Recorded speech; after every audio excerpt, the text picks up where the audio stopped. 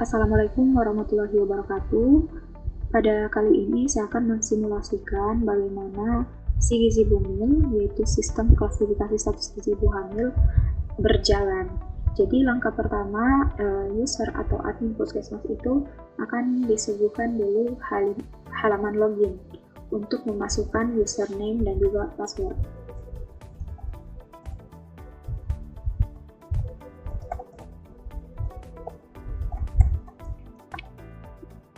Setelah sudah kita masukkan, lalu kita klik login.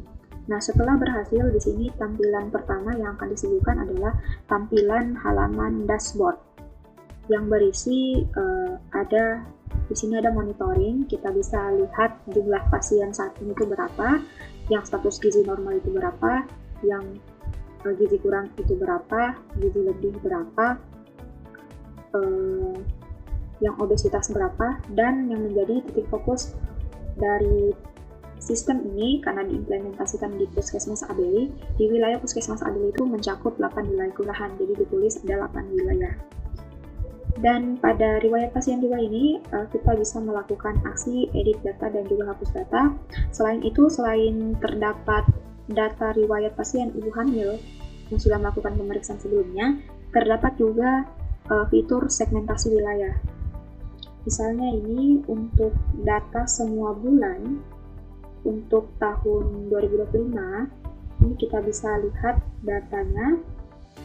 Oh, ternyata kalau untuk daerah yang berwarna hijau itu status gizi normal. Kalau yang berwarna merah ini adalah daerah yang status gizi kurang. Jadi di sini kita bisa juga lihat datanya. Oh, ternyata yang daerah tersegmentasi warna merah adalah Kelurahan Tobi Meta. Dan juga terdapat rincian status gizinya. Karena pada daerah Kelurahan Tobi Meta di tahun 2025 itu ibu hamil yang paling banyak terdeteksi status gizi awalnya kurang itu terdapat 17 pasien atau 17 orang, sehingga daerah ini tersegmentasi warna merah. Oke, sekarang kita lanjut ke fitur untuk cek status gizi. Jadi kita akan dulu masukkan nih, lalu nama, kecamatan Abeli 115, Abeli nilai.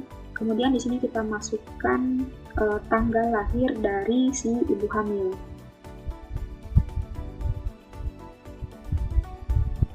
Nah, setelah sudah dimasukkan tanggal lahir, maka otomatis masuk umur ibu. Kemudian berat badan awalnya kita masukkan misalnya 50. Kemudian berat badannya saat ini 52. Tinggi badannya misalnya 150. Bilanya 24. Dan di sini juga sudah langsung terhitung otomatis IMT prakamilannya berdasarkan berat badan awal dan juga tinggi badan langsung nampak. Lalu kita masukkan usia kehamilan berdasarkan trimester dari si ibu, lalu kita klik klasifikasi status gizi. Dan ini merupakan tampilan dari hasil klasifikasi yang menjadi output utama dari sistem ini itu adalah hasil klasifikasi status gizi awal kehamilan. Jadi status gizi si ibu pada awal kehamilan itu status gizinya normal. Dan juga berisi ada tadi info seperti nama, tanggal pemeriksaan sekarang, dan juga usia kehamilannya. Kemudian terdapat juga ringkasan pengukuran, yaitu umurnya berapa, tinggi badan, berat badan awal, IMT sebelum hamil, BB sekarang, dan bila. Jadi kenapa dimasukkan juga berat badan sekarang untuk bisa dipantau, oh kenaikan berat badan saat ini si ibu adalah 2 kg. Dan juga berdasarkan trimester dan status gizinya, kan misalnya ini status gizi awalnya ibu normal. Untuk pada trimester 1, ini kan dimasukkan tadi datanya trimester 1. Nah, si admin atau admin puskesmas atau bidan bisa memberikan saran, oh ibu ini bisa diberikan rekomendasi penambahan berat badan itu pada usia trimester 1-3 kg. Kemudian kalau misalnya bayinya itu tunggal, berarti total selama kehamilan itu 11,5 sampai 16 kg.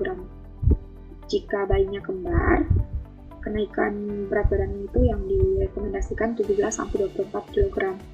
Untuk pada usia trimester 2 dan 3, direkomendasikan itu 0,4 kg per minggu kenaikannya. Dan juga terdapat pesan tips edukasi untuk ibu. Dan di sini juga terdapat hasil prediksi perbandingan model, kan kita menggunakan dua algoritma. Status gizinya sama yang keluar normal, dan ada nilai confidence score-nya, seberapa yakin dia dengan jawaban yang diberikan.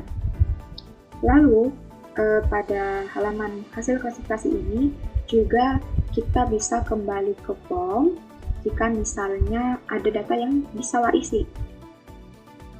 Kalau ada data yang misalnya tidak terisi, misalnya nilainya kita lupa masukkan, salah satu penunjukan, kita klik klasifikasi status gizi, itu data tidak akan terkirim dan tidak akan keluar hasil klasifikasi. Akan muncul pertanyaan seperti ini. Please fill out this file. Dan misalnya kalau sudah lengkap, baru bisa melakukan cek status gizi. Dan selain tadi ada fitur kembali ke form, dan juga di sini ada button untuk ulangi pengujian. Kalau ulangi pengujian berarti tampilan awal dari halaman input data. Kita kembali ke halaman dashboard. Data yang tadi itu kita bisa melakukan aksi edit. Nah, misalnya ada data yang lalu, bisa diedit datanya. Dan diedit ini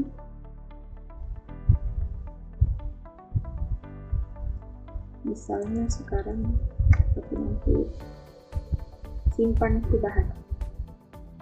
Nah, maka akan terupdate datanya dan juga status gizi awalnya. Kita kembali ke dashboard. Dan aksi selanjutnya yang dapat kita lakukan adalah aksi untuk hapus data. Ketika kita klik hapus, akan muncul untuk divalidasi apakah yakin untuk menghapus data pasien ini. Jika misalnya yakin, bisa klik OK. Kalau misalnya tidak yakin, berarti kita akan cancel. Sekarang kita coba simulasikan, kita klik untuk aksi hapus. Maka data yang tadi itu, yang baru kita lakukan, akan terhapus datanya. Selain itu, juga pada halaman ini kita dapat melihat ada pesan juga edukasi untuk yang bisa disampaikan dari si admin puskesmas atau bidan mengenai pesan gizi seimbang untuk ibu hamil. Untuk pesan gizi seimbang ini berdasarkan rekomendasi dari ahli gizi langsung. Jadi di sini pesan gizi seimbang panduan lengkap. Jadi tidak semuanya sekali, tapi di sini ada pesan gizi seimbang. Jadi yang pertama itu dibiasakan mengkonsumsi aneka ragam pangan lebih banyak, minum air putih, batasi konsumsi garam, batasi minum kopi. Jadi aplikasi ini memberi ada tambahan edukasi yang bisa diberikan oleh admin ke bumil. Dan juga bisa diedukasi, pentingnya kita penuhi gizi seimbang untuk selama hamil itu, untuk kita bisa penuhi misalnya yang pertama itu zat gizi ibu dan juga janin. Yang kedua, membentuk jaringan untuk tumbuh kembang janin dan kelanjutan. Jadi kalau misalnya tiba-tiba nih bidannya lupa apa yang mau disampaikan, bisa diakses pesan gizi ibu hamil. Nah, jadi sekian mengenai fitur-fitur yang dapat diakses pada sistem si gizi bumil. Jadi ada halaman dashboard yang berisi monitoring status gizi riwayat pasien sebelumnya dan juga ada segmentasi wilayah. Di cek status gizi terdapat halaman untuk input data dan juga keluar output hasil klasifikasinya, dan pesan gizi ibu hamil merupakan pesan tambahan dari sistem ini. Setelah sudah selesai kita melakukan misalnya pemeriksaan, kita bisa klik untuk logout. Ya. Sekian dari saya, mohon maaf bila terdapat kekurangan. Saya akhiri dengan ucapan wassalamualaikum warahmatullahi wabarakatuh.